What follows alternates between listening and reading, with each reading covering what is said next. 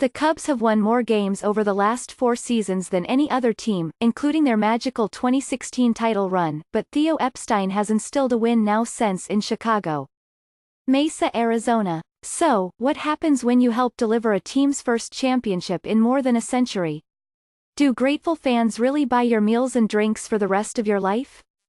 Sometimes that happens, oh yeah, definitely, said Kyle Schwarber, the Chicago Cubs left fielder, before an exhibition game the other day.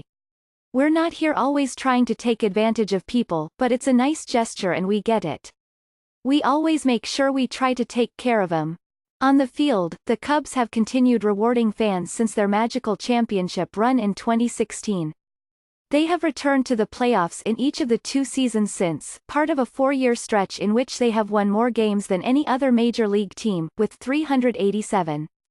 But the standards have changed in Chicago, where the front office wonders how much more it can get from this core. The Cubs' 95-win regular season felt awfully empty after it crashed and burned in a 2-day fiasco at Wrigley Field last October. First the Milwaukee Brewers stole the National League Central crown in a 1-game playoff, and then the Colorado Rockies eliminated the Cubs in a 13-inning wild-card game.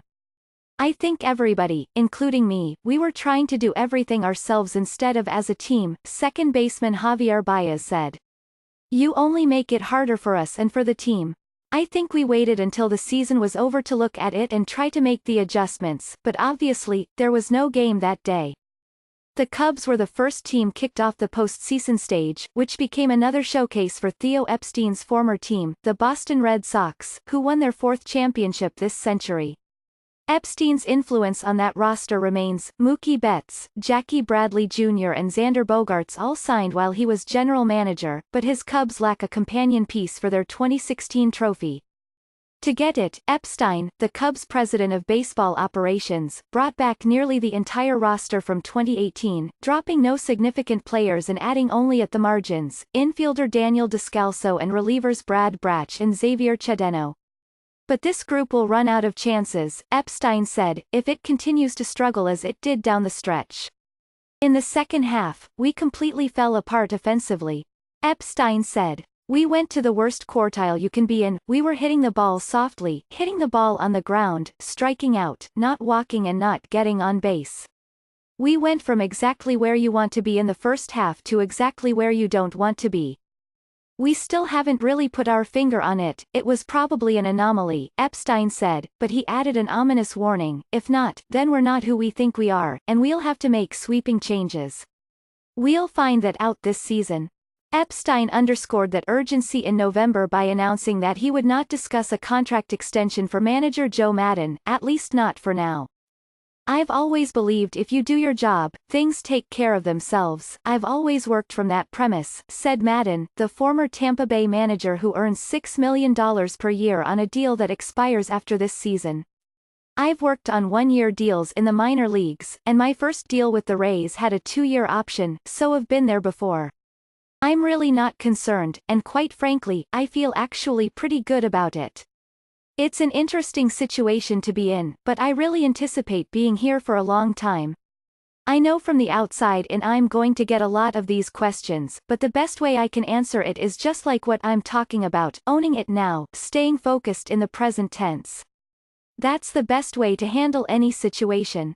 There has been more than usual to handle off the field this offseason for the Cubs. Shortstop Addison Russell was given a 40-game suspension for domestic violence late last season, with 28 games still to be served.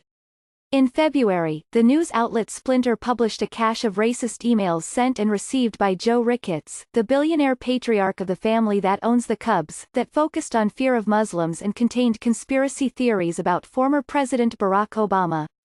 Epstein gave a lengthy condemnation of Ricketts' emails at the start of spring training, and Russell opened camp by saying he was not proud of the person he was and apologizing to his ex-wife, Melissa. I want to own my actions. Russell said last month. I want to be accountable for the hurt that I put Melissa through and the pain that she went through. That's what I want to own. Maddon, who combines new age charisma with a deep background in scouting and coaching, has taken that verb, own, and made it the latest in a series of annual slogans he uses to guide the players. The motto, officially, is Own It Now. You see it everywhere at spring training, from the players' t-shirts to the Wi-Fi password for the complex. Madden said he heard the broadcaster Tony Romo use "own it" to describe his approach to calling the Super Bowl. I'm sitting around one day and I'm trying to come up with my thoughts, and I wrote down "own," "now" and "won," and they're all generated from the same letters, Madden said. The phrase is pretty prominent in general these days, to own it. Part of Madden's task this season, he said, is to coach the coaches even more, referring to a group that includes a new bench coach, Mark Loretta, new pitching coach Tommy Hotovy, and two new hitting coaches, Anthony Iapoce and Termal Sledge. Iapoce, who worked with Schwarber, Chris Bryant and others as a Cubs minor league instructor, was most recently a coach for 3 seasons with the Texas Rangers. In each of those years, the Rangers hit more home runs than the Cubs, who led the NL in batting average and hits last season but had their fewest homers since 2014, when they finished in last place.